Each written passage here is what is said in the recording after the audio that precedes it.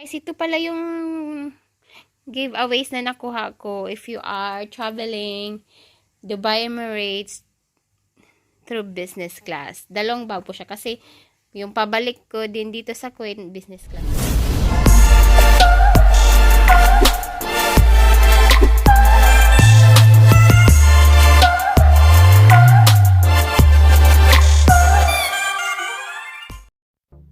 Hi guys, welcome back to my YouTube channel. So in this video, I was traveling business class from Kuwait to Dubai, then to Cebu. I took this flight because my husband wants me to take the business class because I just had my DNC, like the miscarriage. I had miscarriage. Okay, and this is my chair. This is the TV. It's huge, and this is the whole area of business class. It is very nice, guys. Highly recommended if you are traveling like 9 hours, 12 hours, or 16 hours. So you can relax your body and you can sleep. And these are their drinks, guys. If you want to drink, you can drink it. It is free. I only drank the bottled water.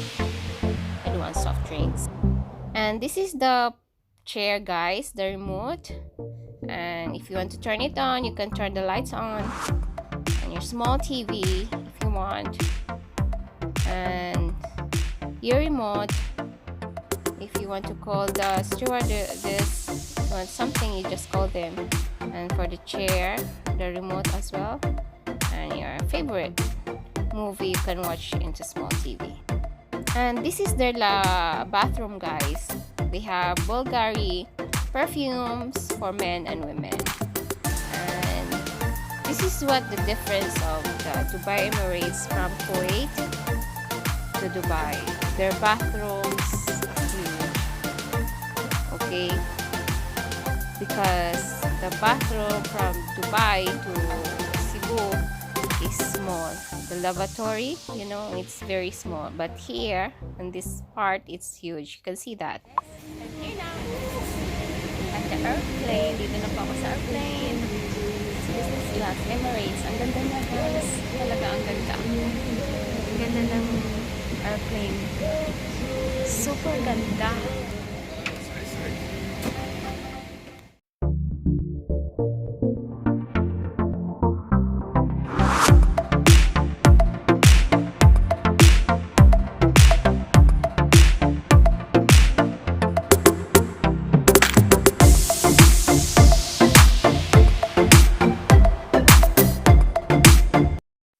So guys, this is their menu for you to order. So, pag nagta-travel talaga ako, guys, dito ako nananaba kasi kain ako ng kain sa airplane.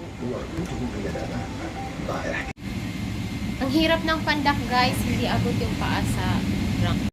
So, time to eat, guys. Let's eat.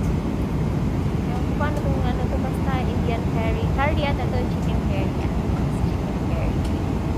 So, ating gabi na yan, guys. Kain pa. So, welcome to Dubai, Shell. Wow! Touchdown, Dubai. Ayan, so, ito po yung bus. Ang ganda na sa aming airport. Yung place. Airport. Ito na ba ito?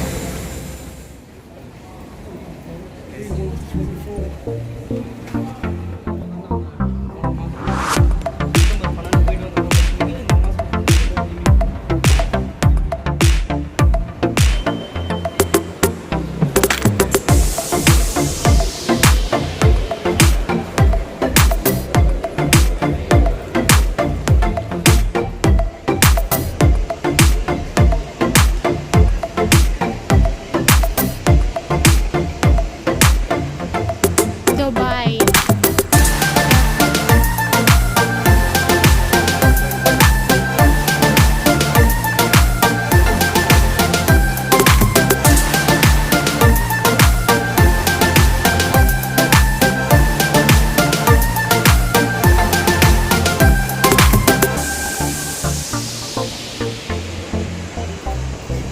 Kaloka. Hindi ko alam kung nasaan yung gate C dito sa Dubai. Layo na lalakarin ko.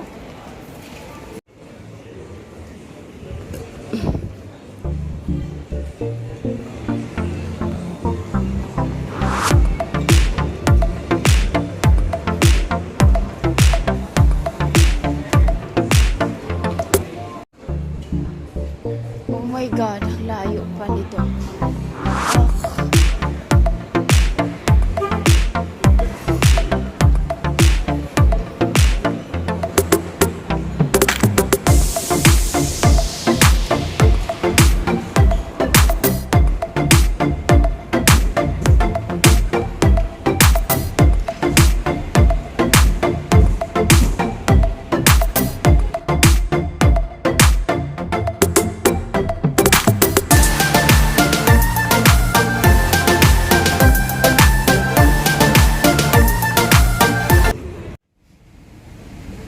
So guys, we are now at the plane Dubai Emirates to Cebu.